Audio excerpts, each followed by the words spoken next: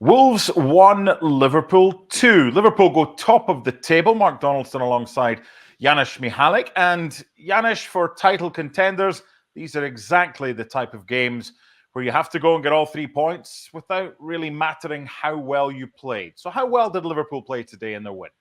It was just a satisfying win, right? I mean, part of me thinks, take the 3 points and run. Maybe not so fast. I mean, Liverpool probably deserved it, but for the longest time, Mark, I think, it seems like this game was closer to a draw than it was to Liverpool getting all 3 points by virtue of how they played. This was not a perfect performance, but, I think this is a sort of performance that sends a message, Mark, doesn't it? Remember us type of thing, because with the narrative being Arsenal and Manchester City, once again, it seems to me that I almost have to daily remind people that it's not just between those two, at least not for the time being, if you look at the table.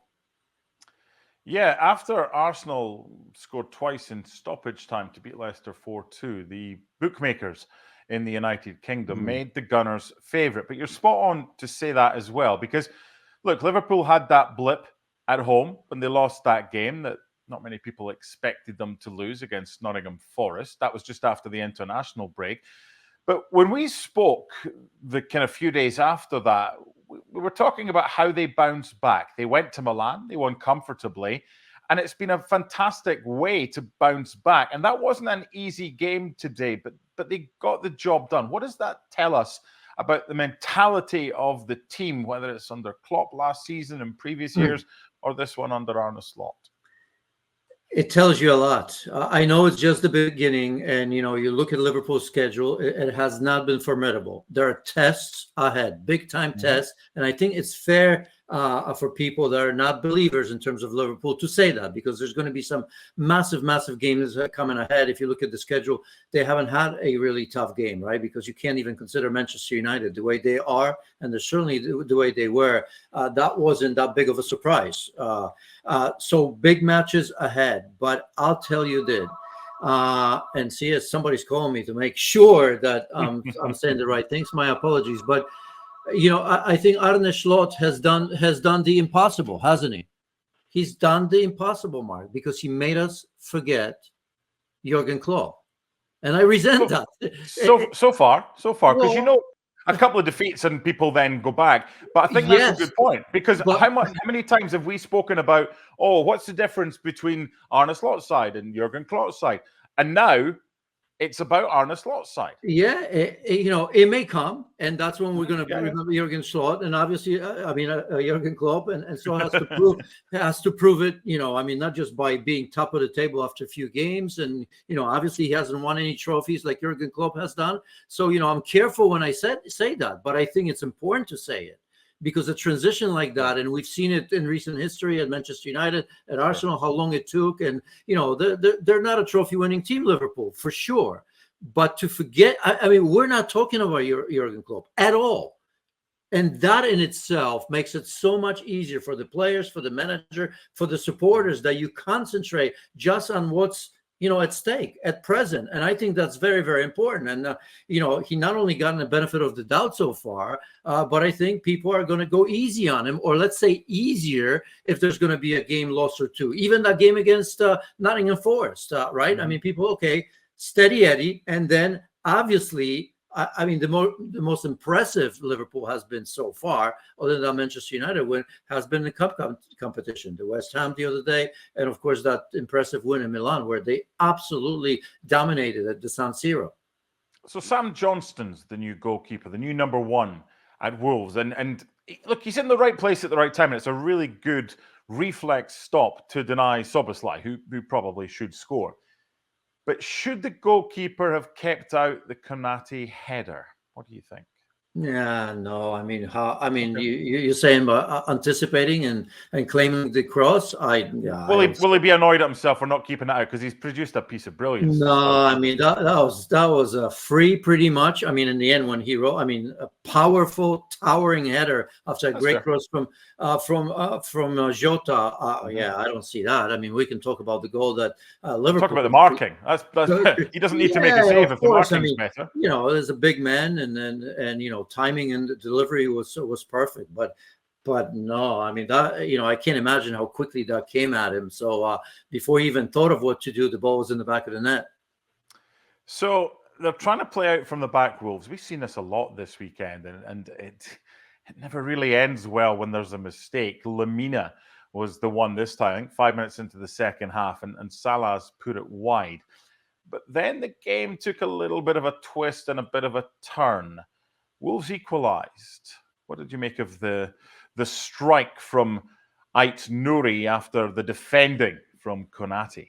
Well, it's definitely fault of Konate. No two questions about that. You can't assume that the goalkeeper comes in as a former defender.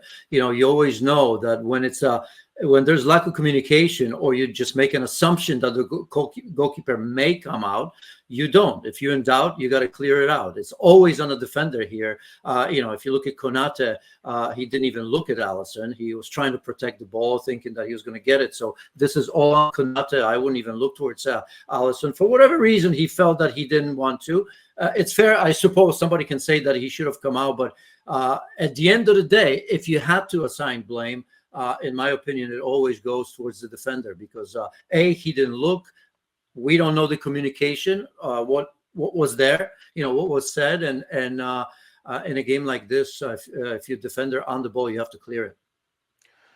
It's like some people say you can't have nice things, and he scores his first Premier League goal and then gives them a gift as Wolves equalise. But there was very little time between Wolves' equaliser and the penalty award for Liverpool to win it. Jota was clambered all over by Semedo. Referee didn't waste too much time, pointed to the spot. It looked a spot kick. VAR agreed, said that it certainly wasn't a clear and obvious error. No complaints from you? Not really. I mean, Jota, I'll tell you, Jota knew that once contact like this comes, I mean, he went down. It wasn't an unbelievable hog, if you will, for the lack of a better word, but there was enough, that arm across, the ball was there. Jota was in play for that ball. It's not like it was sailing over his head. So that's always going to be penalty. It's never going to be turned back. And I had no problems with that. Mo Salah scores like Mo Salah usually does from the spot, albeit he has missed one or two, but it was a very good penalty this time. The way that he's playing right now, he had a chance to play, and it might have been Jota, I think, and he criminally underhit the ball. But he seems to be being used more as a creator this season. Could that be something that might play to Liverpool's advantage, as long as the likes of Jota and Luis Garcia and also Darwin Nunez and others get the goals? Luis Diaz. Luis I was Garcia. just thinking that Luis Garcia would have been nice if he was still playing. He's with us now. He won a Champions League with them. The minute I said that, I thought, no, he wasn't. But no, I know. I've done this. Luis Diaz. I've done it a million times. Yeah, I mean, that role has changed. I think it's normal with age sometimes. I mean, Mo Salah is always going to be amongst the goals, but he is a bit of a playmaker, one that this team needs. And today was a perfect example, because the midfield wasn't very good. We've been full of praise for Szoboszlai. He didn't play well today. McAllister, not that he didn't play well, but I mean, it wasn't a superb performance by him. I think Gravenberg, if I had to pick of the three, was the best. Curtis Jones gave a good substitution as well. So you have a playmaker on the wing, and I think you're going to see more of that. We spoke about it, Mark, last time when we were talking about Liverpool, that role of a player that maybe is not as selfish as he once was, right? It comes across that way. Even in situations where in the past we could have accused him of not looking for somebody else, he does look. So that's part of the game, I think. It's a little bit different system as well.